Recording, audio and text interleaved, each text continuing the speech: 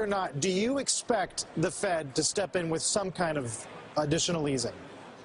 Obviously, that's the only thing they know how to do, and they're desperate. They have no other options. Even though I think that makes conditions worse, I think they'll continue to do it. I'm sure they have been purchasing a few Treasury bills in these last few days since the national debt limit was raised.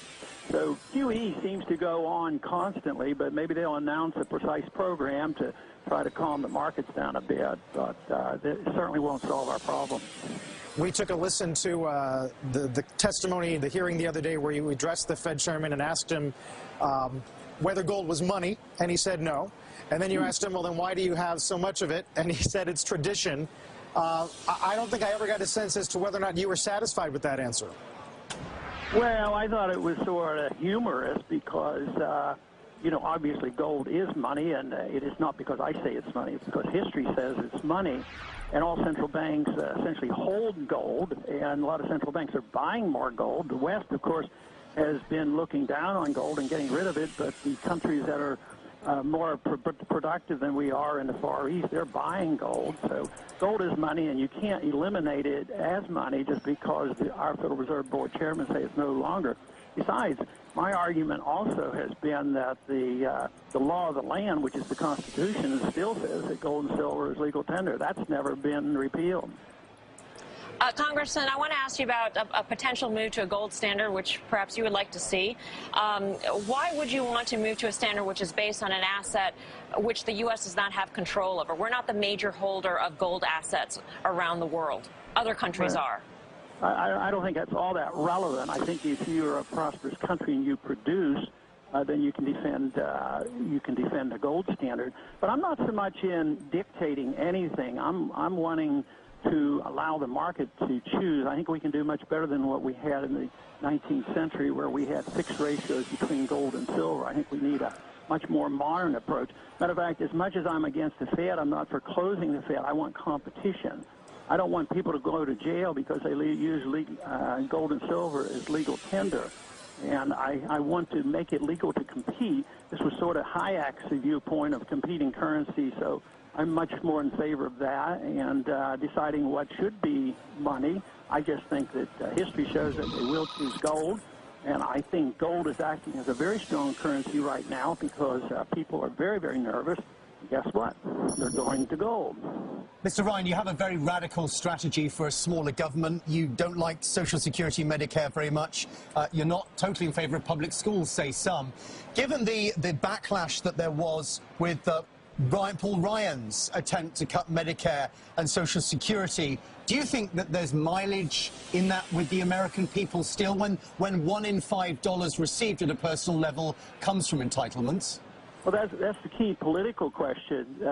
Assuming that probably 51% of the people are still anxious to get a check from the government and 49% are tired of paying it, I would say my views are very appealing to those people who have to work for a living. And those others who might lose their benefits are very nervous about it. But my programs wouldn't cause the loss. The loss is coming anyway because these programs are ending because our country is bankrupt and we won't be able to afford them. Even if we have now opted to keep sending the checks out, and we're not going to declare a default by not sending the checks, we've decided to print the money and send them checks that have less value, and that's why the standard of living is going down. So those programs are not viable, just as our foreign policy and our foreign occupations. That is not a viable option anymore either. You voted no on the debt ceiling vote. You said you'll never vote to raise the debt ceiling. You never have and you never will. But since it is now the law of the land, how would you structure this super Congress committee if you could do it? Because a lot of cynics say it's going to be 6-6, and it's going to be awfully difficult to find someone who will want to bargain and make it 7-5. Well, I would challenge it in the courts, and I would say that it's not a constitutional function. There's no authority to have a super Congress who takes over for what the House and the Senate is supposed to do. You think the committee is unconstitutional? Oh, yeah. Oh, I don't think there's any doubt about it. Where does it say that we can set up a program like this and then then pop something back into the House and the Senate and say you have an up or down vote? You can't take it to a subcommittee or full committee. You can't negotiate it, and you don't know what's going on there. So, no, that is not what was set up by the Constitution. That's so far removed from what was intended that it almost becomes a silly notion. And it's not going to solve the problem, you know.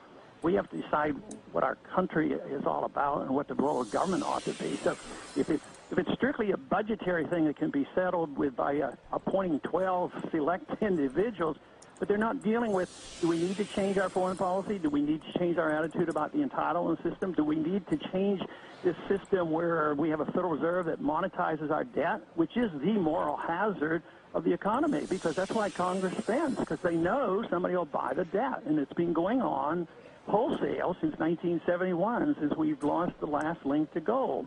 And so these problems that we're facing today were anticipated and expected by all the free market economists ever since 1971.